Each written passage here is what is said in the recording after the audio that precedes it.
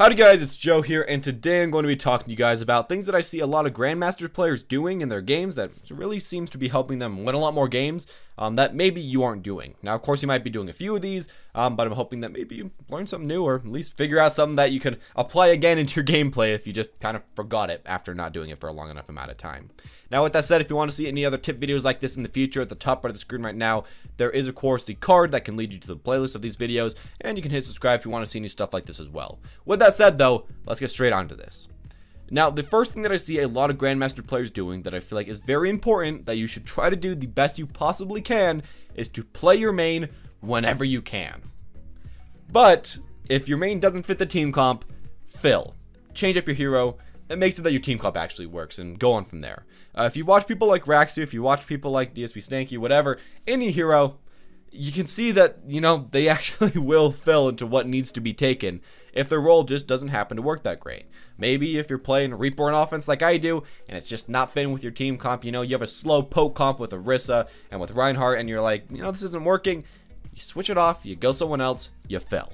I know it's not the best, but something that you kind of have to do. As well with that, though, you do want to make sure that you are playing your main whenever you aren't needing to fill. Whenever you have any chance to play your main, go for it. Instead of just being like, you know what, I kind of want to play Mei today, I guess I'll play Mei.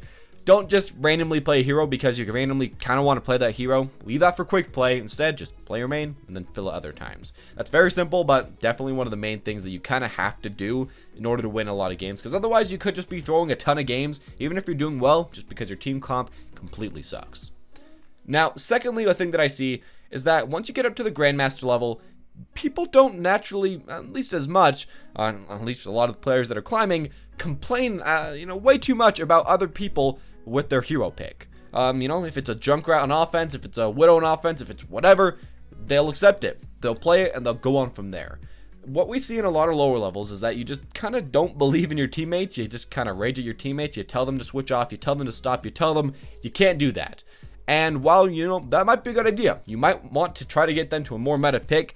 If they aren't any good at any meta heroes, you're not really going to be helping the team. And as well, if you piss off these players who are already playing something that's not meta, so they're probably already, you know, playing a little bit differently, it's just going to make them play worse. It's just going to make them troll. It's just going to make them not do anything well. And it's going to hold your team down overall. If you kind of have a little bit of belief in your random weird picks, and if you kind of actually play around them and make a team comp with them, you might have a much higher chance to win instead of just complaining that you have really dumb teammates. That's a good thing that you can do. That'll help you climb.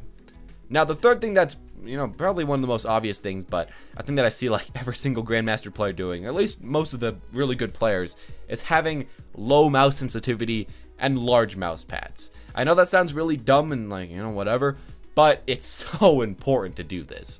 An easy rule, I'd say, for this is to, first off, just get a really large mouse pad, much bigger, maybe 2 or 3 times bigger than, you know, the average office mouse pad. It gives your hand a lot more room to move, and, you know, you can go on from there. As well with that, though, an easy rule to picking your sensitivity for your in-game sends is that if you have a mouse with 800 DPI, pick 4 to 5 sends, and if you have a mouse with 1600 DPI, pick 2 to 3 sends. Anywhere around there, maybe you could turn it up a little bit more if you have a hero like Genji or Tracer that needs a bit more sensitivity. You know, whatever hero, make sure that it fits you well. But I see a lot of people playing with 40, 50, 60 sends. That's what I did when the game first came out. That makes so that you can turn very quickly, but at the same time, it makes so that you can't aim that well, so that you can't be, you know, pinpoint accurate. You know, you move your mouse a 1/4 inch, and it moves like half through the screen.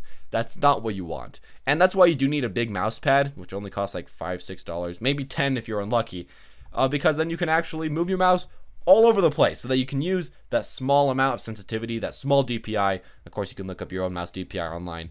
But yeah, it will make you play a lot better. Personally, I use a Yu-Gi-Oh mat. You can use a Magic the Gathering mat. You can use whatever. I might put 2 Yu-Gi-Oh mats together so I can get more vertical sends. But yeah, you should be doing that, and you should be making sure that you can actually aim quite easily, and so that you aren't just kind of screwing yourself over by having way too high of sends.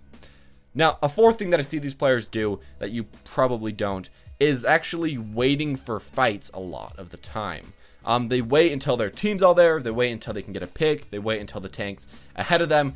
They wait a lot. Even the Genji players and the Tracer players that you think would just be automatically going in over and over and over, they don't. They wait. They try to get some calculated engagements. For the majority of the time, I feel like people most ranks actually just continuously engage fights. You are continuously going in. You keep trying to get kills, keep trying to get effective eliminations all the time. Let's say that 2 of your teammates are dead. Even if that's the case, even if it's a 4v6, you're still trying to go in and still trying to get kills. But there's no real reason. Essentially, the 2 options are you get 1 or 2 kills and then you still really tie that team fight and it'll be kind of hard for you to win, or you die and you make your teammates wait even longer. As you see, there's not that great of benefits, and it's a lot better for the most part to just wait for your team.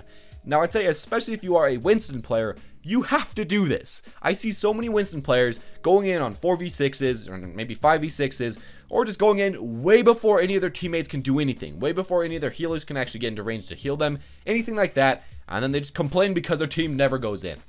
It's because you're way too far ahead.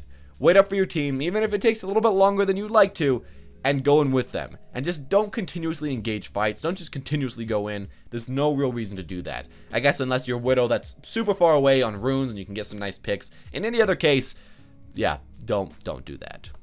And the final thing that I feel like really puts these players ahead, at least the majority of them, some don't use this at all and just use their mechanical skill, but for the rest, I feel like a really important thing to do is to actually call out in voice chat for when people are flanking, for when you want to go in, and most importantly, call out who you want to target next. I feel like especially as a support, as a Lucio or Zenyatta main, this can be extremely useful because what you can do is call out, let's say, for example, even just a Winston, and then you say, everybody attack the Winston, Discord on Winston. Everybody has their focus on that Winston now. And now your entire team is going to start hitting the same person, and it'll probably kill them almost instantly, no matter how tanky they are. And then from there, you can call out the next person, go on from there. A big problem that I see in a lot of games is where all the damage is just spread out through the entire enemy team. Nobody's calling out who to kill, and let's say the soldier takes 100 damage, and then the McCree takes 50 damage, and then, the support takes 175 damage, and then, the tanks take maybe 300 damage. Nobody dies though. They're all kind of low. They have some damage, but nobody dies. And maybe this happens to both teams. You just keep poking, keep pushing, and nothing really happens. If you can instead, get effective kills and importantly, call out what target you want to kill as a team, that will get you a lot of wins. That will get you a lot of kills. And that's what I feel like is really good about Zenyatta right now. Calling out discords essentially gives you a reason to always say who you want your teammates to kill. Especially because, there's actual incentive to going after those players, 30% extra damage, maybe people will do that. But yeah, try to focus on that, and if you can never get your people to listen to you, when you try to call out all this stuff, maybe go Zen, because that does, for the most part, get people to actually listen to you. As well with that, when you are playing Diva, Genji, Tracer, any of those characters, Winston as well, please call out the character you're diving on, instead of just saying, I'm diving, I'm going in. Because if you're doing that, you might be going in, but your team has no idea who to attack. They're just going to be attacking random people, and that's why I feel like sometimes dives work really well. Everybody attacks the same character and go on from there. While other times, dives can sometimes just completely suck because you go after completely different heroes all over the map. It doesn't work way too well. That's what I'm going to say. Please do focus on who you actually want to go after, and that should be helping you, at least somewhat decent amount, and help you actually get a lot more effective kills, a lot more damage out, and go on from there. And those are in general, I'm going to say, are the main things that I see a lot of Grandmaster players do. Now, of course, as well with that, you do have to remember, you got to get better at aiming, you got to get better at focusing, you got to get better at positioning.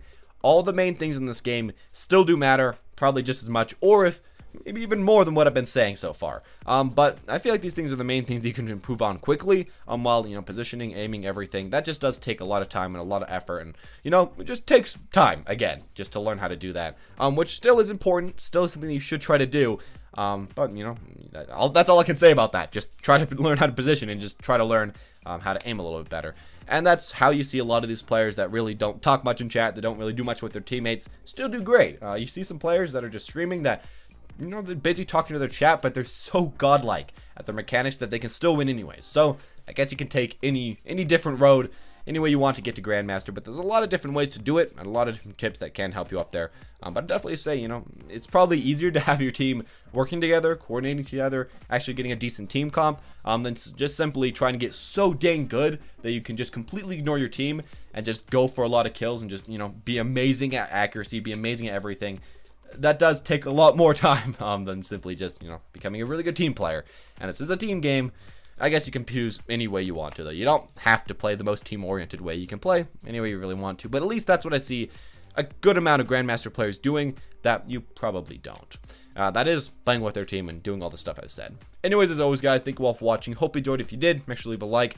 Comment down below what you want to see for the next video, and mainly comment down below if you have any of your own tips that you feel like can actually help you improve yourself and get to whatever rank you really want to. And mainly just some things that you see from a lot of pro streamers doing that you don't see a lot of your teammates doing, maybe. Anyways, as always, guys, thank you all for watching. Hope you enjoyed, and as always, have a wonderful day.